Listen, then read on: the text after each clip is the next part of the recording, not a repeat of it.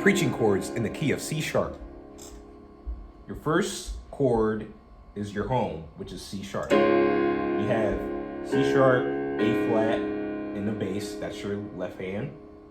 Then your right hand, you have F, A flat, C sharp, that's your home. The first part is F, C, then you have E flat, A flat, A, and C sharp. The C sharp part does not move. It stays there the whole time, just like I did with the C preaching chords. So the second part, you have F sharp, C sharp, and then you have E, A flat, B flat, C sharp.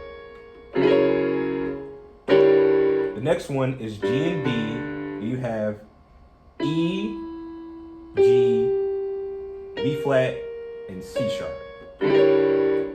And then you have A flat, E flat in your left hand. Then your right hand, you have F sharp, A flat, B flat, and C sharp. So after you do then you want to go into, that's the F sharp part. So the first chord for that one, you have B flat and F, you have A flat, C sharp, D, and F sharp. The second one is B and F sharp. Then you have A flat, C sharp, E flat, and then F sharp. The next one, you got C and G in your left hand. And then your right hand, you have A, C, E flat, F sharp. And then your last one,